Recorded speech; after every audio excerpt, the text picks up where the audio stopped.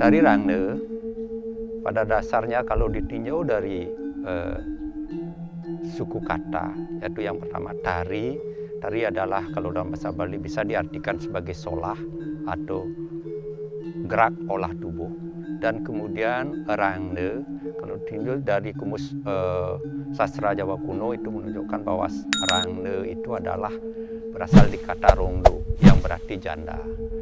Nah kemudian dikaitkan dengan dari pengertian tari Rangde itu sendiri, bahwasannya itu berkaitan dengan salah satu cerita di mana dikutuknya Dewi Uma dari Kayangan oleh Betara Siwa yang kemudian menjada turun ke dunia menjadi Durga. Nah, dan dengan demikian dapat diartikan bahwasannya tari Rangde itu adalah merupakan suatu tarian yang notabene menyimbolkan suatu tarian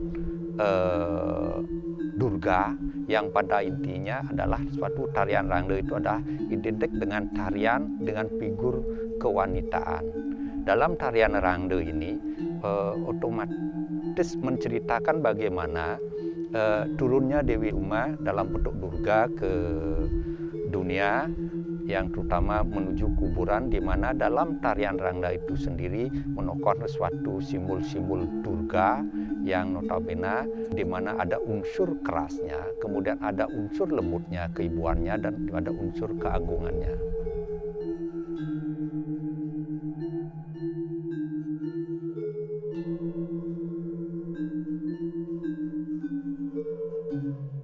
Dalam mempelajari teknik dasar tari Rangde, pada dasarnya tidak jauh berbeda dengan mempelajari tari-tari yang lain seperti baris, jauk, dan lain sebagainya. Nah kemudian dalam mempelajari tari Rangde ini, kalau sebisanya mungkin harus didasari dulu dengan diawali dengan dasar tari baris dan tari jauk.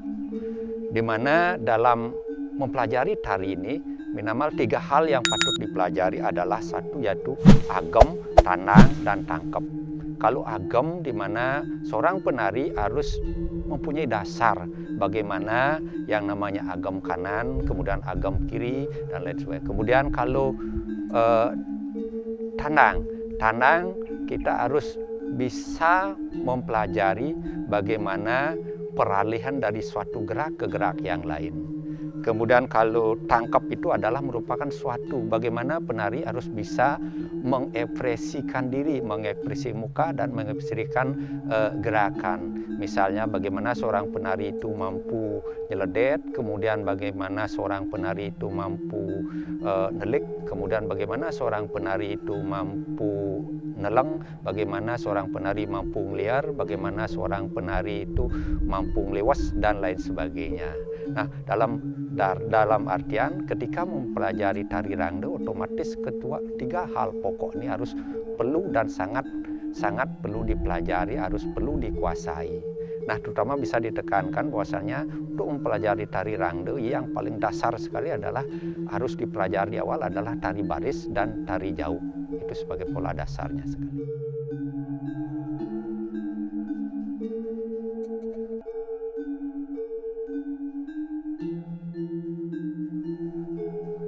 Teknik dasar sekali menarikan tari Rangde, setelah seorang penari mempunyai dasar tari baris dan tari jauk, itu mungkin akan lebih mempermudah untuk mentarikan tari Rangde. Karena pada dasarnya tari Rangde itu adalah mendekati kepada tarian jauk. Nah kemudian hanya beberapa hal yang patut dibedakan. Misalnya dari teknik berjalan yang biasanya pakai mapal, kemudian di sini pakai jalan nayong, karena kemudian ada kibasan Rangde, kemudian ada teknik gerakan ngupek lantang dengan ngelayapnya. Nah kemudian dalam mentarikan Rangde itu harus disinkronisasikan dengan bagaimana untuk mempelajari olah vokal, karena tarian Rangde itu di samping menari juga harus diikuti dengan vokal. Nah di sana dalam menarikan Rangde yang patut sebagai dasar lah di samping gerakan tari juga adalah untuk mempelajari vokal, bagaimana berucap, bagaimana tertawa, bagaimana ngeregeh, dan lain sebagainya.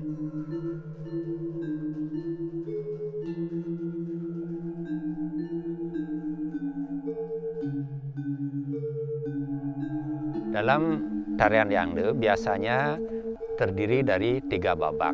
Yang pertama adalah pepeson, kemudian pengawak, dan penyuhun. Yang pertama ketika pepeson, biasanya tari Rangde itu menggunakan iringan durga. Nah, dalam pepeson ini biasanya gerakan tari adalah hampir sama dengan gerakan-gerakan tari jauh keras, atau itu di mana gerakan-gerakan itu lebih keras. Kemudian diikuti dengan nayong, kemudian kibasan kerem, kemudian gerogohan dan geregehan. Nah, kemudian pada babak kedua itu ada namanya tunjang rangde.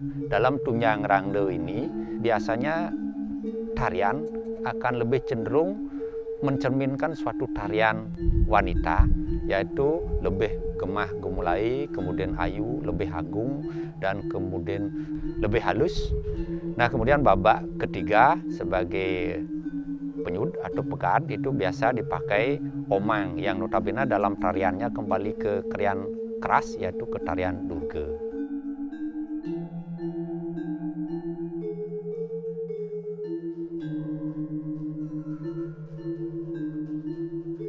Kesan saya selama ini sebagai praktisi dari penari Rangde itu, dengan notabene banyaknya sekarang para pemuda masyarakat yang gandrung dan menggemari tari Rangde. Nah, akan tetapi dari pengamatan di lapangan banyak tarian-tarian tari Rangde yang keluar konteks dari pakem yang ada. Dalam artian ada beberapa gerakan, kemudian ada beberapa yang tanpa dasar sekali, akan tetapi sudah menarikan Rangde dengan keluar dari jalur-jalur konteks pakem dari tari Rangde itu sendiri. Nah, kemudian sebagai pesan bahwasannya saya berharap kepada para generasi muda, kemudian kepada masyarakat yang mulai senang, kemudian getol mempelajari atau mengapati tari Rangde, saya harap untuk mempelajari secara detail, mempelajari secara serius bagaimana dasar-dasar dari tari Rangde itu sendiri, kemudian bagaimana pakem-pakem tari Rangde itu sendiri, agar nantinya dalam mentarikan Rangde tidak semata-mata hanya dalam konteks keluar tanpa dasar sama sekali, hanya menonjolkan suatu ego dan lain sebagainya. Saya berharap nantinya para penggemar atau para adik-adik pemuda, kemudian masyarakat yang mulai gandrungi tari Rangde memang betul-betul memahami dan menguasai betul-betul dasar-dasar dari tari Rangde itu, sehingga tidak terlalu jauh keluar dari konteks pakem tari Rangde yang ada.